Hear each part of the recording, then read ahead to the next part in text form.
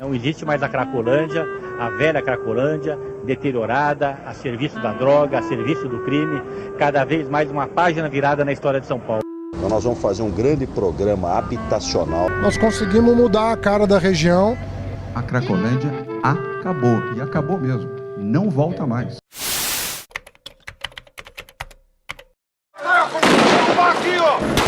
O político que quando ele chega ele fala, eu vou acabar com a Cracolândia, pode desacreditar a política pública. Ou ele é muito inocente, ou ele é muito despreparado, ou ele é muito demagogo.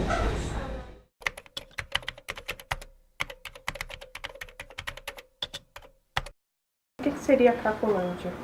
É uma concentração de pessoas que fazem uso de uma determinada substância que dá o nome ao espaço.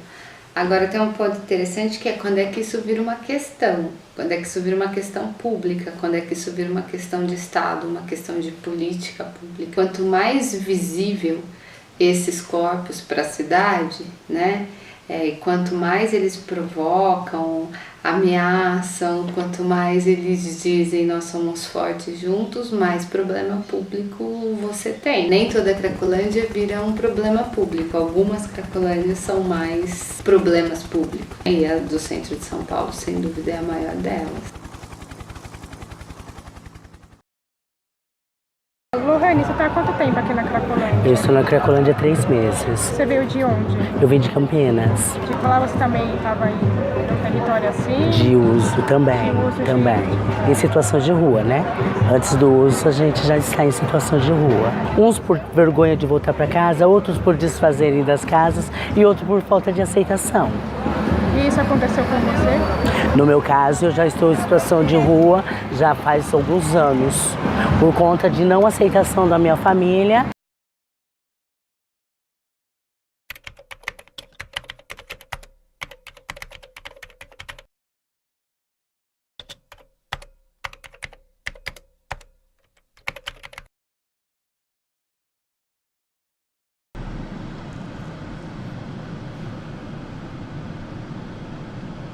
Surge num primeiro momento a Operação Centro Legal com um pensamento de com relação aos dependentes, a gente vai criminalizar como a lei fala que tem que ser criminalizado. Se você está com droga, eu vou te prender, vou te levar para o DP e você vai responder perante a justiça. E um viés urbanístico de limpar a área. A ideia era o quê?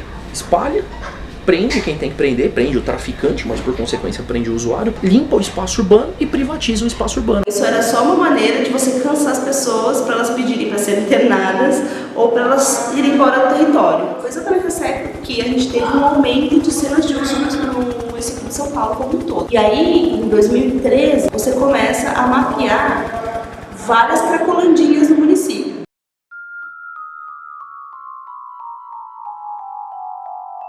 Só não tinha duas preocupações básicas. O que vai fazer? As pessoas estão lá. Então essa foi a grande falha da Operação Centro Legal.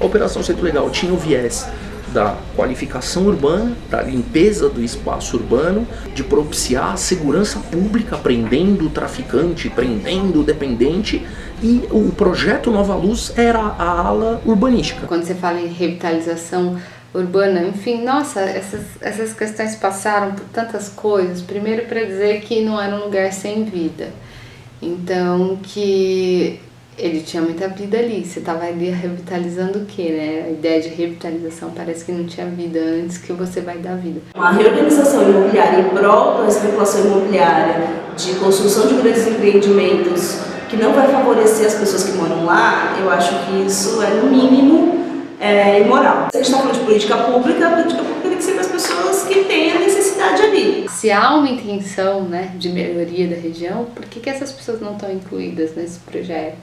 Porque para melhorar essa região, essas pessoas têm que saírem, elas têm que ir para outros lugares, elas precisam perder seus bens, precisam perder suas referências geográficas, o modo como elas se organizaram todo esse tempo para ir para outros lugares, né?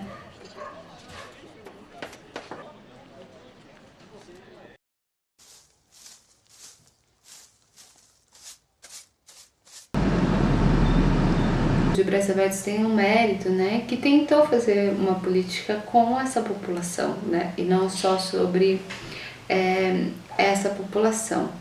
Então eu acho que assim, isso é um ponto que eu considero fundamental, né, para pensar políticas de drogas. Assim, ela não pode ser uma política que vem de cima para baixo, mas que seja pensada mesmo no desafio que é a vida dessa população. Grande parte das pessoas que fazem uso de crack, se elas, pelo menos ali da região da Luz, se elas têm outras oportunidades de vida, o crack deixa de ser a principal preocupação dela.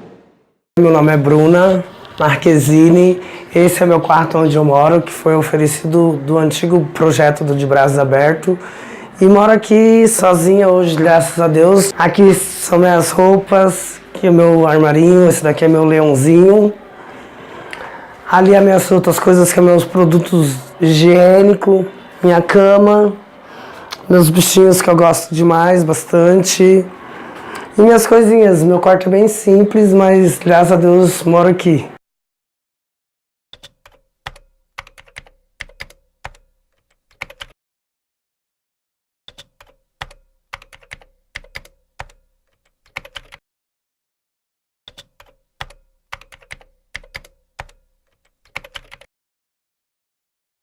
Antigamente tinha gente que fumava 10, 20 pedras por dia. Hoje eu conheço uma moça que é minha vizinha, ela fumava 20 pedras o dia, agora ela fuma 3 pedras por dia. Então deu uma boa reduzida, mas a nova gestão eles não querem saber disso. Assim que nós assumimos, eu fui visitar os hotéis. Fiquei impressionado, porque especialmente esses hotéis que já foram fechados, eram equipamentos de péssima qualidade. Primeiro, a gestão ela não procurou nem conhecer de verdade o programa. Teve um assessor da Secretaria de Assistência Social que levou o secretário de Assistência Social, o secretário de Segurança Pública, vários figurões para conhecer um hotel que nem era de Braços Abertos mais, e era um hotel que tinha tráfico. Então, a ideia que os gestores novos ficaram era, nossa, os hotéis de Braços Abertos têm tráfico. Porque foi no hotel errado. Porque não teve conversa com a equipe técnica.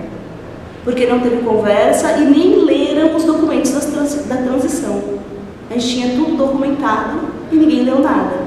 Do fato de você ter uma moradia e ter um emprego te ajudou a reduzir a droga? O meu uso era muito contínuo da cocaína, ficava muito contínuo dentro do fluxo. E depois que eu comecei, que eu entrei nesse projeto, que eu tive uma moradia, que é um quarto de um hotel, tive o meu dinheirinho tinha toda semana. Trabalhando isso me ajudou bastante a pensar que nem tudo a droga pode ajudar. A gente pode curtir bastante de cara, ser feliz sem o uso da droga. Eu agradeço muito a Deus que eu reduzi de 100%, 80% eu consegui reduzir o uso de droga. Olha, os hotéis eram algo que estavam muito aquém do desejável. Eu não acho que seja o ideal para essa população. Mas é muito melhor você ter um hotel, como eles tinham, do que você não ter nada. Você ter só a opção entre rua e uma instituição psiquiátrica, em geral, de características mais carcerárias do que hospitalares. Foi pensada uma dotação orçamentária específica para o programa de Braços Abertos.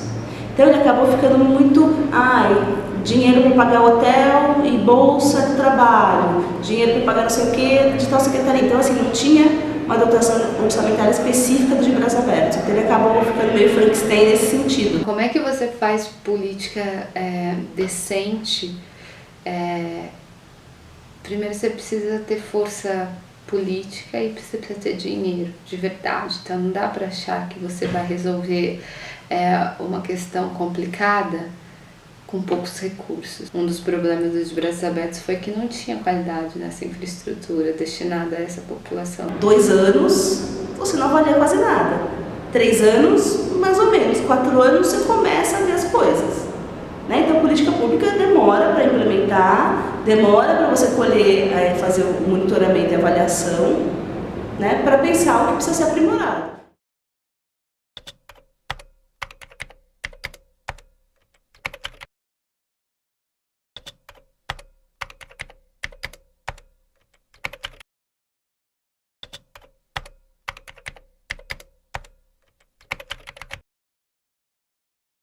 aos sábados eu trago uma oficina aqui de autocuidado, que tanto a gente temos oficinas que elas fazem a sua maquiagem, tem oficina de esmaltaria, tem oficina de calcinha. Então o projeto ele visa muito assim esse autocuidado, também se preocupa muito trazer o mínimo, né, de higiene básico para essa população.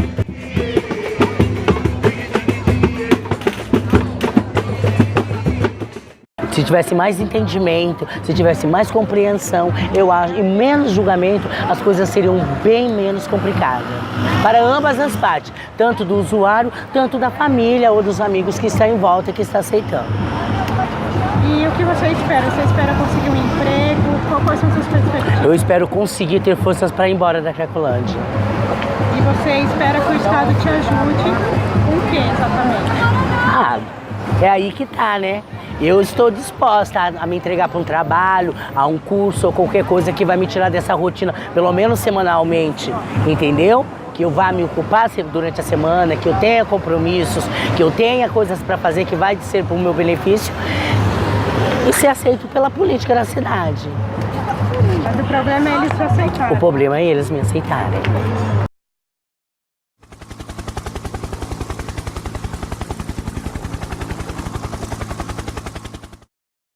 No recomeço, o Estado começa a entrar pela primeira vez com um aparato social. Então começa a disponibilizar a estrutura do atendimento, mas aí dentro da estrutura de comunidades terapêuticas. Aí a gente vai olhar as planilhas de gasto público numa comunidade terapêutica, quanto custa? R$ 1.500 por mês. Com R$ 1.500 por mês eu consigo tratar um dependente de crack? R$ 1.500 por mês eu não sei nem se eu consigo ficar numa pousada. A gente tem que batalhar aqui fora também, porque aqui fora que é o mais perigoso, é o mais arriscado. Que lá dentro nós não vai ver droga, e aqui fora é o que nós mais vê.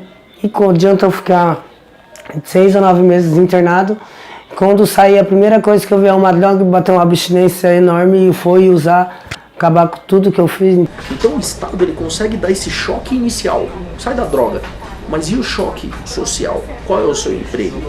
Qual é a sua educação? O cara não sabe escrever.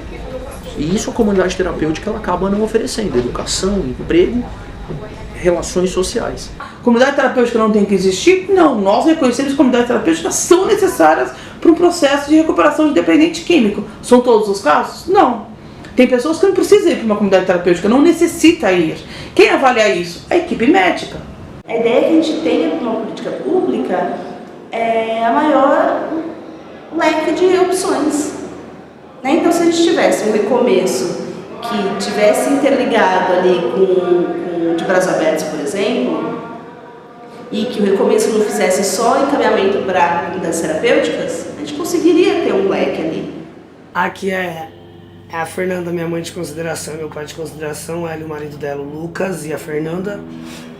E aqui é eu com os coreanos que vêm fazer um culto no final de semana, todo domingo, na região da Cracolândia. Faz, não atende 2, não atende 1, não atende 3. E assim vão, aí distribui lanches, faz a gente ter uma oração, um culto. E são as pessoas que me ajudam bastante a fortalecer minha redução de danos.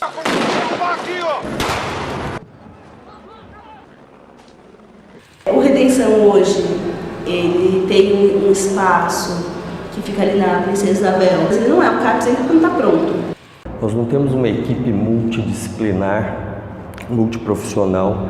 Nós não temos um número suficiente, adequado de recursos humanos para que se diga CAPES. Então ele é um balcão de internação voluntária, né? As pessoas vão lá pedir para se internar, as pessoas vão para hospitais psiquiátricos, ficam lá alguns dias, depois voltam. E aí isso vira dado estatístico, vira dado de sucesso porque as pessoas foram internadas. Esse sujeito volta, a equipe cansa, a equipe frustra. O olhar do outro é como se isso fosse o fim, mas independência química, muitas vezes, trabalhar com o sujeito deles é muito mais que propor uma prescrição. Trabalhar com esses sujeitos é escutar a história de cada um.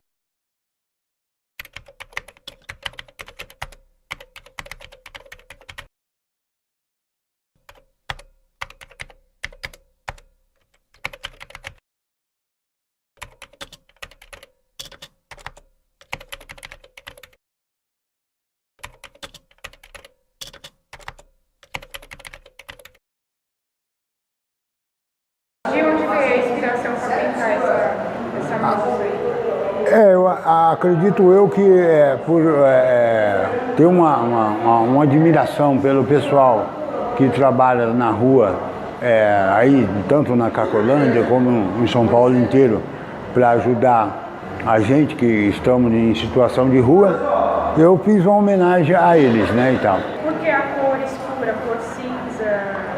Até poderia dizer que seria uma mulher negra, certo? Ela faz como uma mulher negra, as cores ela vêm naturalmente, né? É um equilíbrio que a gente usa, que vem tipo um rio, né? E aqui ó, a natureza, né? É o que muito está sendo degradado, né? Então eu me inspiro muito em estar mostrando a natureza que nós temos que conservar ela, né? E não destruir.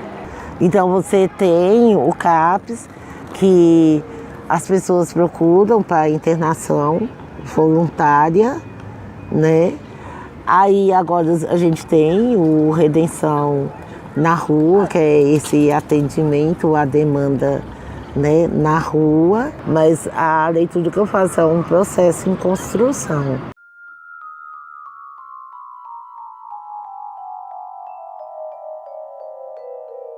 Essa internação involuntária seria para aqueles indivíduos que perderam a capacidade de discernir a realidade, indivíduos que estão psicóticos ou então que eles têm um risco de autoagressão muito grande, risco suicida.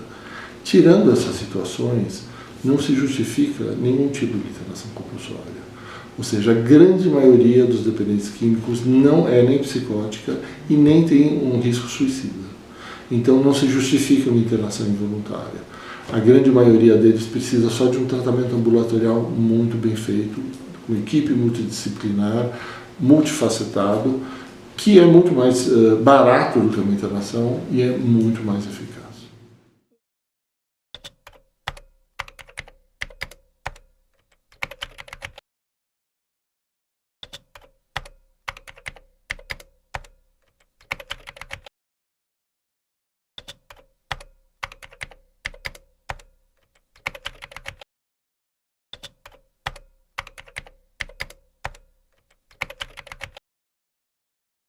A mulher ainda não acessa os serviços de saúde em busca do tratamento por relação ao uso de substâncias por um olhar social. A redenção está no início, ele não resolveu o problema, a gente não tem essa...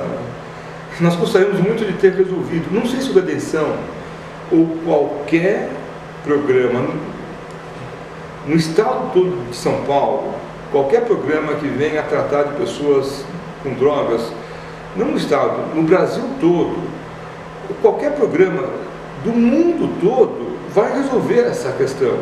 Acho que é uma questão que ela precisa de metas de longo prazo. Qual é o seu maior sonho no momento?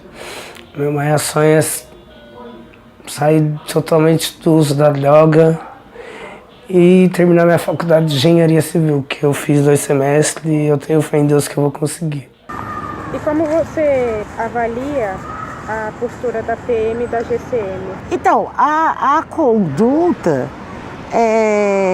da GCM, da PM, aqui não diferencia de nenhum outro lugar onde que eles são direcionados a atuar, né? Então, assim, olha a situação que nós estamos vivendo nas periferias. Olha o genocídio dos jovens negros no país. Já era. A Polícia Militar ela é uma instituição essencialmente que ela cumpre a lei que é estabelecida. Então, no momento em que a nossa atual lei fala consumir droga é crime, a Polícia Militar está lá cumprindo o seu papel de reprimir um crime. E qual episódio de confronto assim, no fluxo que mais te marcou? Foi quando eu estava dentro na tenda, que ainda era do de braços abertos, mas aí tinha virado Atende 2. Estavam lá deitados, minha mãe chegou com uma filha que eu tenho, uma filha minha, biológica. Hoje ela tem 11 anos, minha mãe veio trazer ela para me ver. Na hora que minha filha me abraçou, foi onde que começou o confronto. A GCM pôs fogo, foi tiro. Isso me marcou muito, me deixou muito triste, porque nisso eu quase perdi de eu ver minha filha. E isso foi uma coisa que me marcou muito, que minha filha só chorava nesse dia, um confronto que foi muito fogo. Ela tinha 10 anos ainda, então ela tem isso na cabeça dela e ela pede para não vir mais aqui. E isso me marcou muito, que agora é difícil de ver minha filha. E é isso. Qual que é o nome dela? A minha filha é Graziele Fernanda. Moro no interior de São Paulo com minha mãe, com minha irmã. Hoje ela tá bem, e aí vai fazer quase um ano já que eu não tô vendo ela, porque ela tem trauma de voltar em São Paulo.